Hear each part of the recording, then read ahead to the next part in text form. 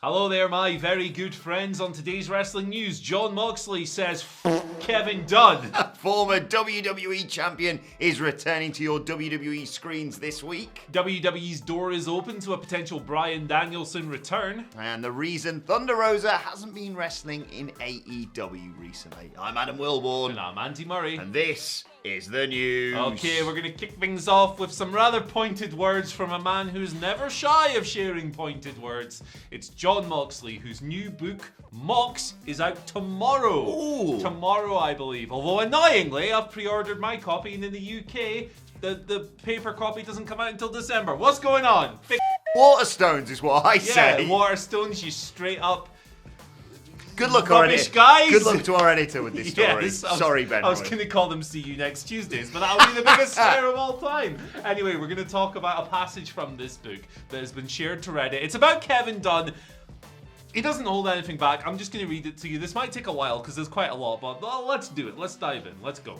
If I had gone in there and been an asshole, why didn't he just say, F you then, you're being an asshole? No, he let me go through the whole song and dance while being completely phony, pretending to accept my apology, pretending it was all good and we were friends. Then 5 minutes later, this little rat goes right to the rest of the office and says I didn't give a sufficient apology and whatever other bullshit he probably said about me, behind my back no less. This dickless mother and it was 48 hours later. Why didn't you just call me on the phone right when it happened and say, F you! We're all mad at you, and if you do it again, you're fired. That would have been easy to understand. Instead, I got summoned to the secret castle to meet the magical king wizard who lives in the truck and controls the universe to beg for forgiveness. What are all these stupid little games? And he goes on.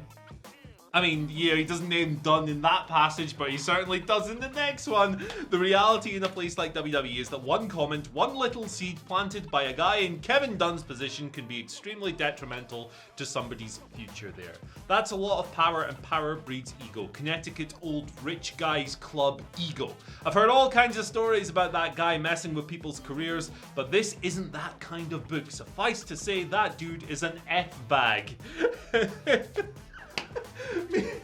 Maybe this is the kind of book. No. But for real, don't even get me started on. No. This is not that kind of book. F Kevin Dunn. So it's going to be a total stream of conscious. This book. Hello, yeah, police. Yeah, I've just witnessed a murder. Jon Moxley wrote this thing seemingly as he speaks. So there it you go. It's a stream of consciousness. You're right. It really is. It is like you're sitting across from him in a bar and you've gone. What was Kevin Dunn like after about 4 pints? Yeah, shoot, brother. It's something else. What do you reckon? I don't like to pick sides here, but yeah, screw Kevin Dunn. This isn't the first time or the last time we're going to hear reports like this. I know numerous other parties. I'm specifically thinking of someone like Jim Cornette, who says he's a weaselly little prick, Kevin Dunn. Look, I already dislike Kevin Dunn for what he does to my sodding eyes every week on WWE. Star wipe. But yeah, this isn't like revelatory, I don't think. It's interesting. Obviously, I'm intrigued to hear what Mox has got to say, and I'm excited to see this book come out almost as much as other books we'll be talking about in a few minutes' time. But yeah, this is something that I have heard from numerous sources. Like I said, whether it be more backstage people like a Jim Cornette or other people who've worked there and said how much he's to use CM Punk's old phrase, a douchebag yes man. I know he's talking more about Laurinaitis there, but all I hear is him trying to desperately please his master in Vince McMahon, and the lengths that they will go to, especially in terms of sacrificing talent or just getting in the boss's ear, I think is atrocious, and this just reflects that in Mox's own, let's say, unique style. Yeah, his own cadence. Yeah, I mean, look, put it this way, you barely ever hear anyone saying anything nice about Kevin Dunn, so there you go. Yes, exactly. Let's move on, though, and talk a little bit about WWE in terms of a former champion returning to the ring this week. Sheamus is on the comeback trail. This is coming from PW Insider's Mike Johnson, who says he's being advertised for the upcoming tour right here in the UK. It kicks off this Wednesday in Brighton. They're doing London, they're doing Leeds, they're all over the place, basically. Sheamus hasn't wrestled till the end of September. He had that feud for ages with Damian Priest. He did the funny dance at Extreme Rules, which popped all of us. He's subsequently gone away. You had a little bit of a tease of him on SmackDown saying, I'm gonna smash this place up, fella, or something. To be honest, I love him. He's one of the most underrated performers in WWE. I will say, I think I'd want him to go away for a bit longer. Although this is, the tour rather than necessarily TV. I want him to go away for a bit longer because I want to miss him. I feel like he's been on TV a lot. But nothing against his in-ring credentials. Yeah, absolutely. He's had a lot of broken noses recently, hasn't poor he? bastard. Or it seems that way. That poor guy's sniffer has taken a pounding. So hopefully all's well after his latest bout of surgery. And yeah, I love Sheamus too. We always say we love Sheamus because we do. He's a big, tough, bolshy Irishman, and he kicks ass, and he's one of the most underrated guys. It is the most WWE thing ever. Oh, broken nose, you better have some time off. Well, it's been a month. Back you come. Just give me as if they haven't got us enough stacked enough roster to give him some time off from SmackDown.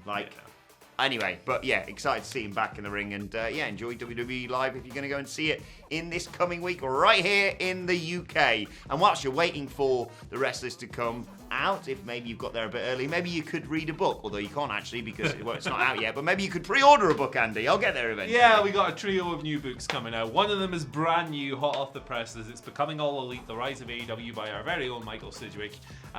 These, by the way, are available to pre-order on our web store, whatculture.bigcartel.com. The link for that will be in the description. What else am I trying to say? International shipping is available. Order now. You will get them before Christmas. Michael Sidgwick is, I consider, the preeminent independent expert on all things AEW. This is going to be a tremendous read on that company. But on top of that, we're getting a reprint of Sidgwick's previous book, Development Hell, the NXT story, which came out a few years ago, as well as that. On top of all that, 505 wrestling matches you need to see before you die.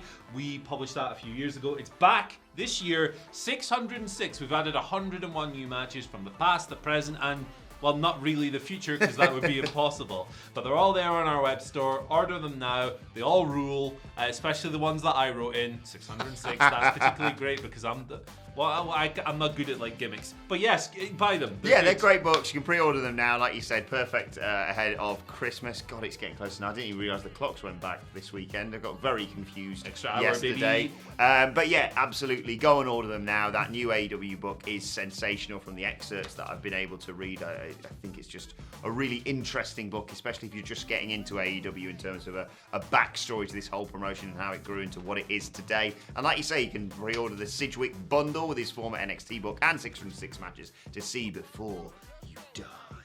Let's talk about Bryan Danielson. New report here from Fightful Select talking about his last few months, in WWE. He obviously left the company this spring after losing a career versus title match to Roman Reigns.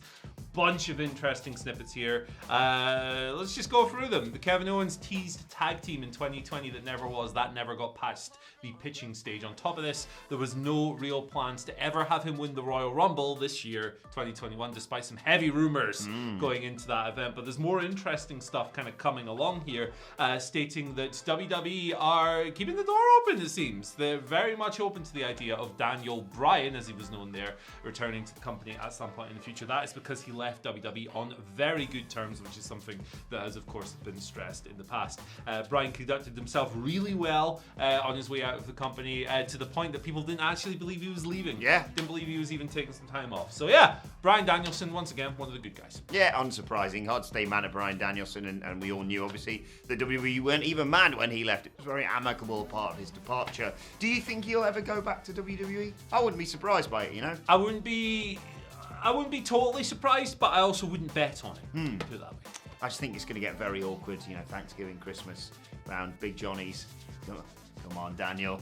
One more go around. Or to be a fly on that wall. Oh, goodness me. Pass that way. It can't be turkey, can it, actually? Oh, yeah. Vegan turkey. Verky. Tofu. There we go. Is that what you eat? I like tofu. Anyway, let's conclude by talking about Thunder Rosa. If you're wondering why she hasn't been wrestling in AEW recently, it is because she has been recovering from a concussion. She told us all about this on a recent episode of her vlog.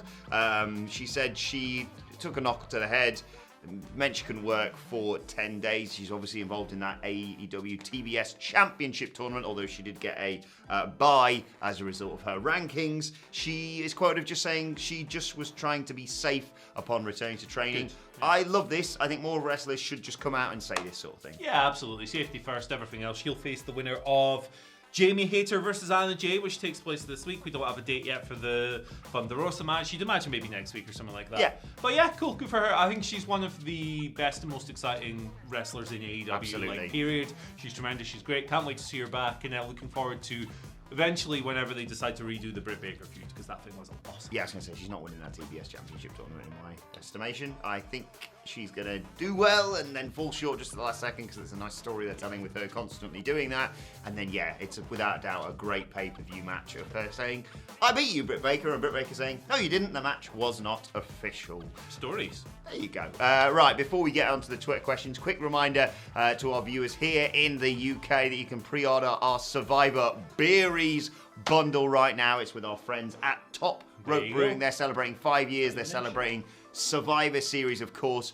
12 delicious craft beers can be yours. 6 on 6. It's WhatCulture versus Top Rope. They'll be there in time for Survivor Series if you order them.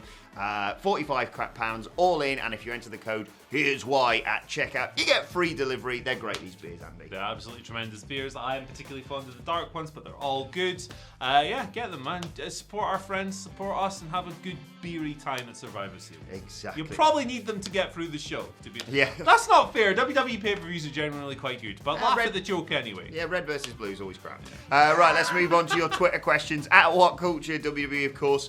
A great series of questions for everyone today. Well done, good work. Biohazard 101 says, who would you like to have as your personal wrestling teacher to prepare you for a wrestling career? I'd have to go with Kurt Angle or Bret Hart, the combined in-ring IQ alone. Great shout, that. That's a tremendous shout. Tugboat, because I've always wanted to be able to combine the skill of being a boat and a wrestler at the same time. Serious answer, Bryan Danielson, I think.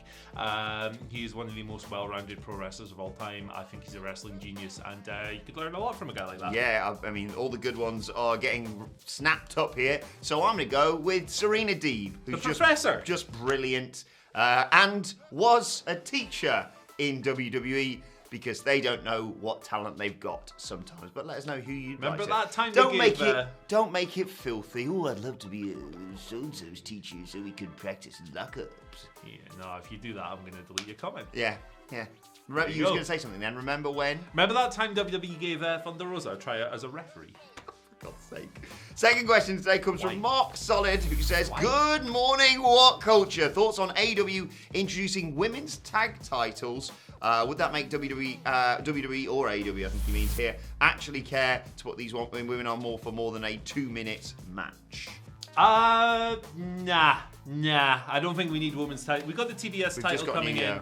Yeah, like I don't think we need 3 championships for what is still, not the best division in the world. And I don't think that adding another set of titles would immediately fix the problems within it. And you haven't got any tag teams. You haven't got any tag teams either. Together. Yeah, exactly. Like, yes, you could have the inspiration coming in, people from other promotions, as Mark suggested. Yeah. I just think, also, you don't have to just build stories around titles. Like, you can just have feuds. Yeah. And it doesn't have to be about a title or a man when it comes to women. But yes, anything that gets some more TV time, good. I don't think it needs to be another set of titles, though. Agreed. Right, final question today. Great question. Comes from Dell, who says, morning, legends. So out of the plethora available to us, what is your favourite movie starring a wrestler? For Dell, it's got to be They Live, starring the legendary Roddy Piper. Great shout, man. Yeah, that would be my personal pick as well, but I'm not that guy. I'm not just going to steal the answer that's in the question. You did say that before I gave you the option. I did. Starring is a bit of a stretch, but I'm going to say John Wick. Yes! Kevin Nash is in it, and he's a doorman, and it's like one of the best action films of all time. I like John Wick 1, I like John Wick 2 a little less, and I like John Wick 3 a little more. Those films are really I don't think I've seen John Wick 3. Oh, man. It's like... Maybe it's not quite as incredible as the first one, but it's certainly in the same tier. Yeah, I remember Ewan first telling me. Oh, yeah, so this, spoilers everyone. These guys come in and kill Keanu Reeves' dog, and then he murders all of them. Yeah. And I was like, sold. Let's go. I'm going to go with the third film in one of the greatest trilogies of all time. That would be Blade Trinity and Triple H's starring role. And this epic line, I'm not sure I'm going to do this justice, Andy. Hey, Dickface, you see my dog? That's because he's got a vampire dog. He delivers every line like a sledgehammer, doesn't he, in that film? He's great. It's funny. It's really good. Yeah. Blade Trinity, the Blade Trilogy. better than the Lord of the Rings trilogy. Ooh, and The Matrix. Yep. It's going to be comments. Especially, you know what? The people get wrong about The Matrix all the time. They say, What? oh, the second and third ones aren't that good. No, Revolutions is the only good one. The rest of them all suck. Right, let's move on to today's and finally you're definitely going to get a bite of that one. Aye, these people and their animes and their mangas. There's only one place to go hentais. for the and finally the day after Halloween, and it's of course Halloween costumes. Very nearly gave this to our very own Michael Sidgwick for his brilliant Orange Cassidy cosplay over the weekend, but we're going to have to give it to Jon Morrison. Absolutely sensational dress up here. He obviously partnered with Frankie Monet, his other half, who looks great as well. But we've got to give props to Jon Morrison specifically because he went as Dave Meltzer and wrote, go and look at it on his Instagram, wrote this whole paragraph in the style of Meltzer, rating his costumes and others' costumes. And he described himself as the keeper of the jar of stars. Just brilliant, Miss Andy. Tremendous. Absolutely tremendous conversation. I recall a few years ago when Jon Morrison was doing the rounds on the indies and Dave saw him wrestle for PWG, and there was like a 5-minute segment on Wrestling Observer Radio one week where Dave and Bryan spoke about how Dave thought he had better abs than Jon Morrison. It's like classic audio. I gotta dig it up. It's so ridiculous and stupid. I wonder if this is revenge for that 5 years later. Who knows? There's a match I'd like to see. Meltzer versus Morrison. Oh, power versus pace. Let's go. Yes, please. And great This patter rules. again from Jon Morrison. Maybe they should put that on WWE TV rather than make him a shaman again. Or a guy who likes parkour. Why? Anyway, let us know your thoughts on that and all today's news stories in the comment section below. Don't forget to like, share, and subscribe. And subscribe to What Culture Wrestling on either iTunes, Spotify, wherever you get your podcasts from, for daily wrestling podcasts. Myself and the Dudley Boys reviewing SmackDown and Rampage and looking ahead to Monday Night Raw later on today. Plus, you can let us know your thoughts and Twitter questions on Twitter at WhatCultureWWE. Watch there, follow both of us. You can follow Andy Murray At Andy H. Murray. The H stands for Here's a Frog. Where's that been? Don't know, mate. Has he got a little... He's Oh, he's got a little knob. Follow me on Twitter at Adam Wilborn. Follow us all at WhatCultureWWE. But for now, my thanks to Andy Murray. Thanks to the Frog. Thank you for watching us. And we will biddy ding ding ding. See you soon. Ding, ding, ding. Oh, shh.